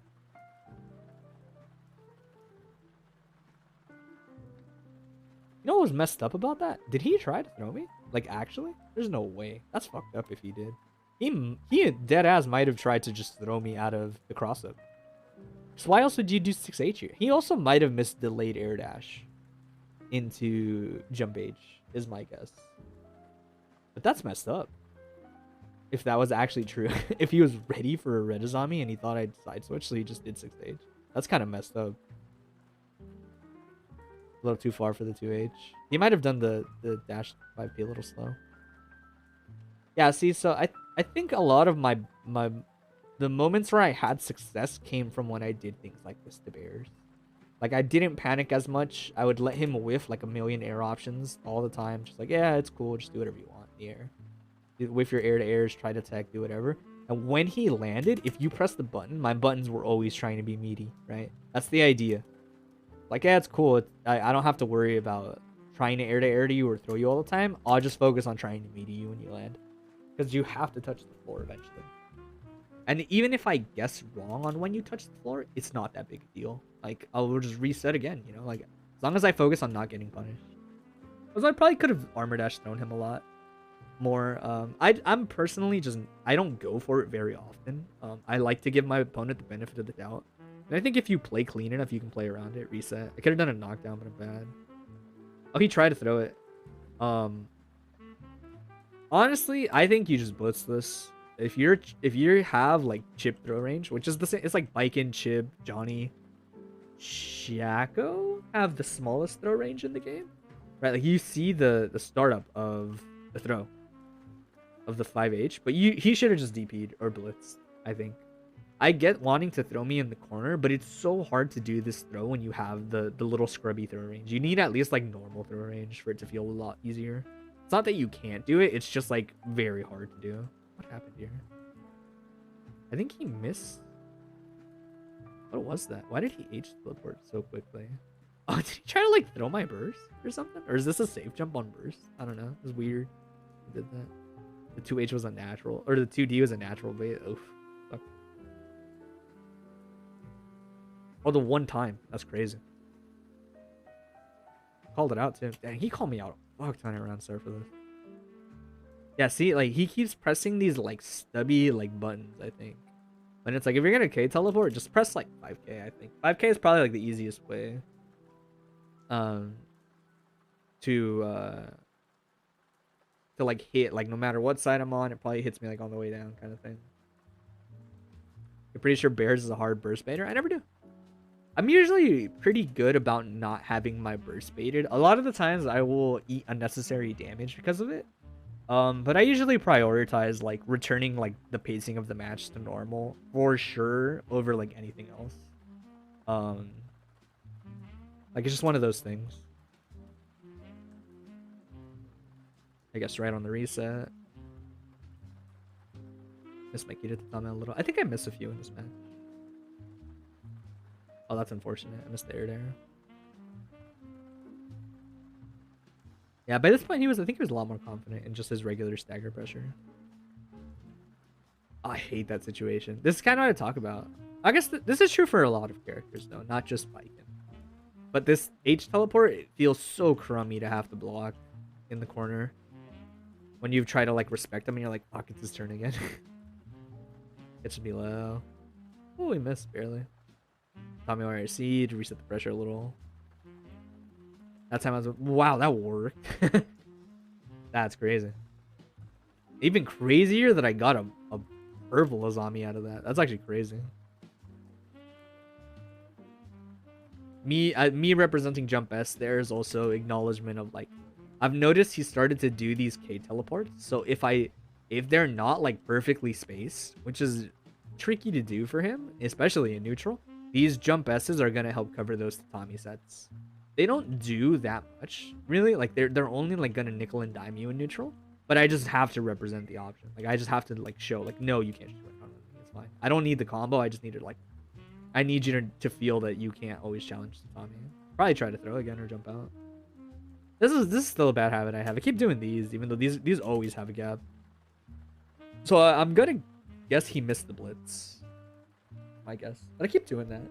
I need to build a habit of either just going for like a really safe jump H off the air dash and like getting better pressure reset, or just running up off of it.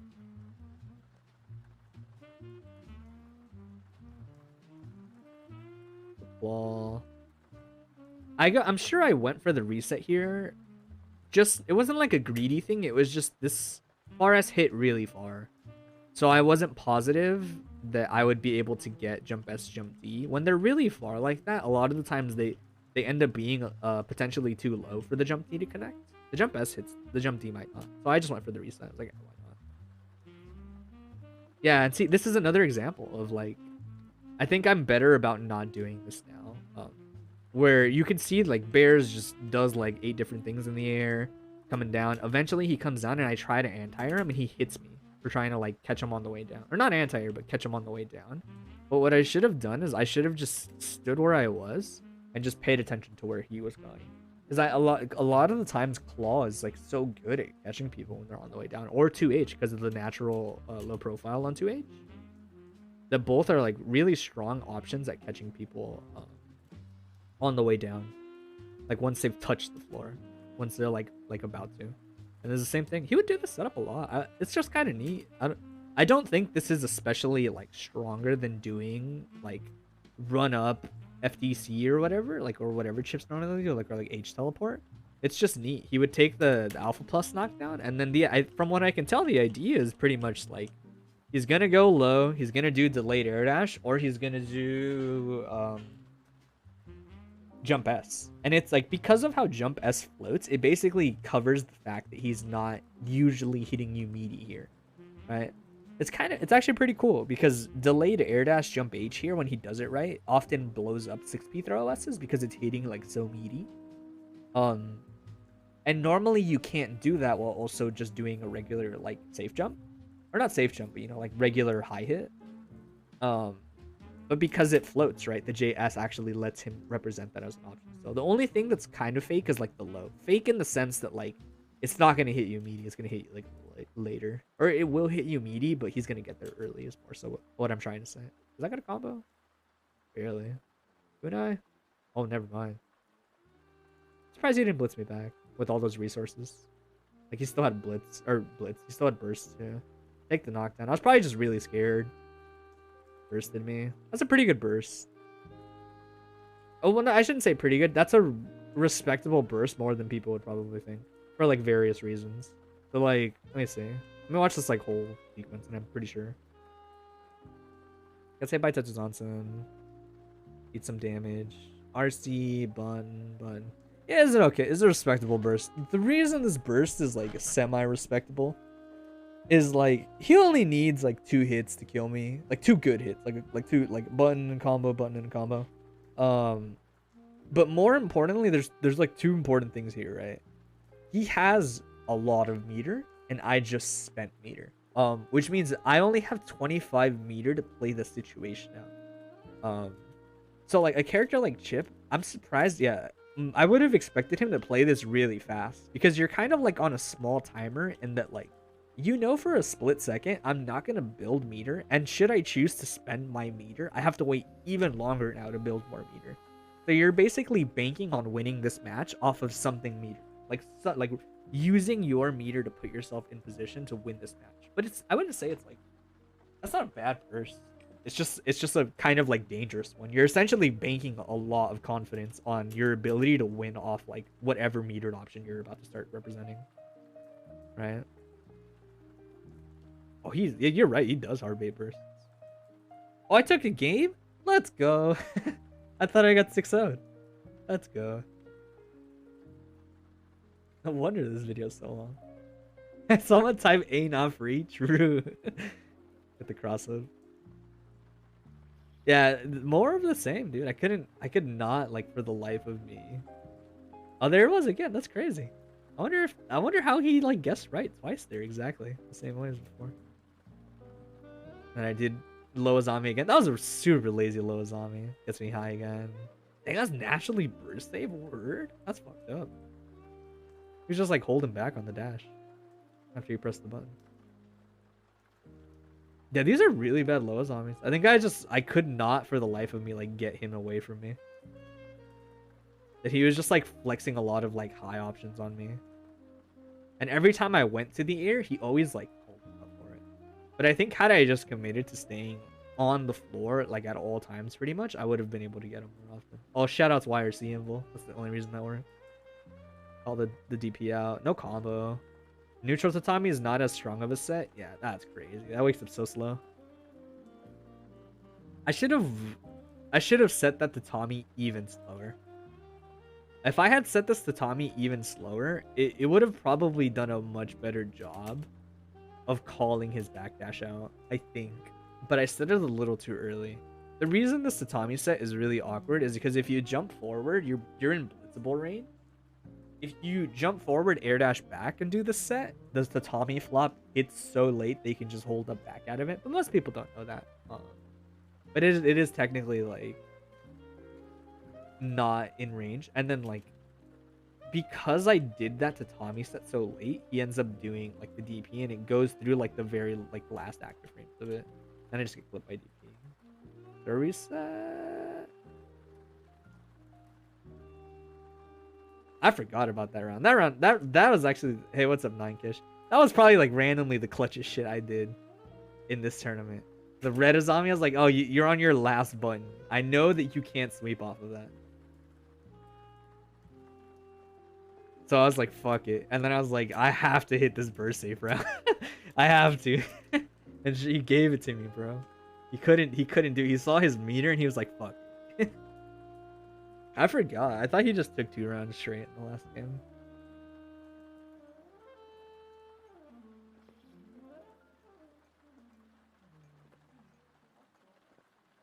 That was such a clutch round from me. Oh my god, he wanted that so bad. Rip burst? Definitely rip burst. Damn, that's safe jump. Okay, block the 5D. See, like, I hate that I wish I could, I had just been not scared. How'd I just crouch? Like, I would be able to throw that JP for free. Get some kind of, like, free offense off of it. But I got, like, an air-to-air. Space my Tatami a little too close, too. I hit him too deep on the JS, so this was too close. That's why I say, like, this is, like, something I still work on. Because I needed to jump sooner. I needed to jump even sooner than I did on this hit confirm. Or add, like, 1 extra hit, maybe. And then this claw would have actually baited the DP.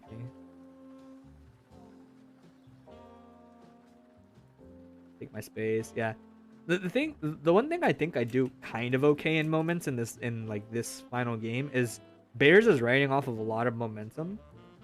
Is this player versus CPU? No, this is player versus player. One of the things I did really well, I think, is he had so much momentum that he was just on top of me constantly, and he was like not scared of any option. So what I would do in moments is like after that block 5D, I would do Tatami YRC, mostly for like the full-on reset. Like I need to sort of like reset here and build some space. I never really played well off of it, but I do think that reset was nice. Sort of like slow, like forcing the pace to slow down because of the YRC slowdown. Oh, that was definitely a zombie. That was also a zombie, clearly. Yeah, and I can't burst that confidently. Like, that is the burst point, but there's no point spending that meter. And chip in the corner, still chip in the corner. I can't do nothing about it. Sometimes I block it, sometimes I don't.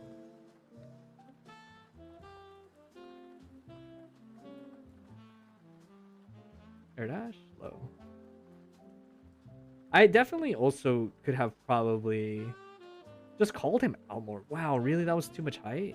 I didn't expect. Oh, because I hit the 2D so high. That's bad on me. I should have hit that 2D way lower. It wouldn't have been a problem. But I should have Azami'd him more during his pressure on the ground, I think. It's kind of hard to time Azami sometimes on just like natural plus frame reset. Because you want to aim for the purple Azami, not the red Azami.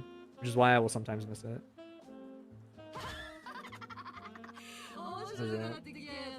Is 9-kish? Thanks, man.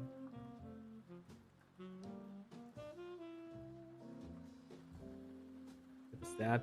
See, I could have just like done the uppercut again. That's like those are like little things I actually randomly I'm surprised I like did all this. I feel like I haven't even played Chipp that much since then, and I've already like kind of made good adjustments in this regard. Not moving in the air as much, respecting him a little more. I'm just waiting forever. The only time I feel like I can't wait forever are when I'm in the corner. When I'm in the corner, I have to like do something, right? Because his presence is so strong there. But otherwise, mid screen and in neutral, I think I've made like better strides and sitting still and sort of just doing as little as possible to minimize the amount of like not volatility. It's just like minimizing the amount of times I put myself in bad situations, right? By just simply not doing stuff in neutral. That JH side switch, yeah. Yeah, his I think the way it works is like I remember someone saying when you uncling, it like increases the chances of you crossing up, but sometimes like it still just recrosses up anyway. Because like you're not that far from the wall anyway when you do it. So sometimes that can happen.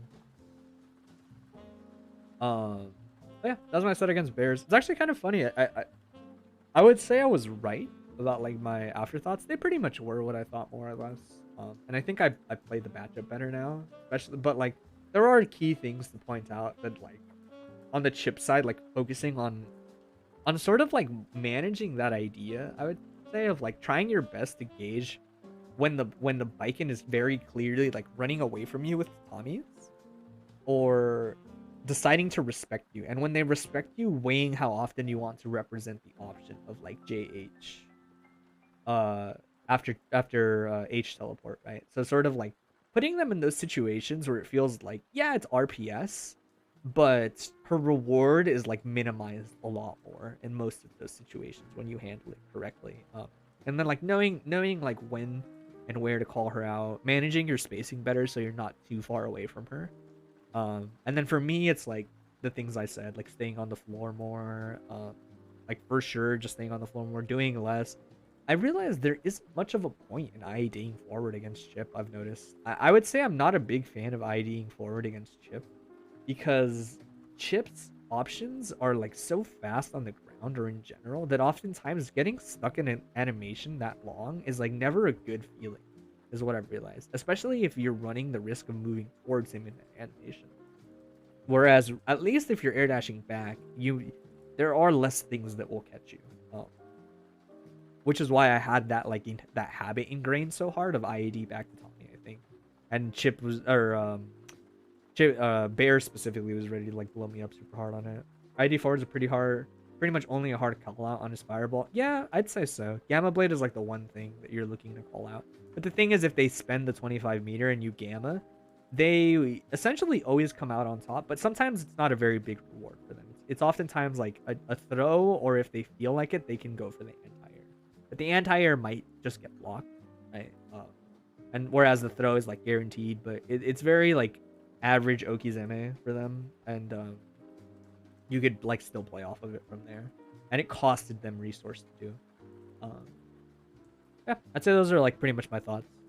I'm happy I did this set. I was originally gonna do like the winners finals, but I kind of went back and watched it, and I don't think I did anything especially crazy. I think I was maybe just a little more calm. I probably didn't jump in the air as much.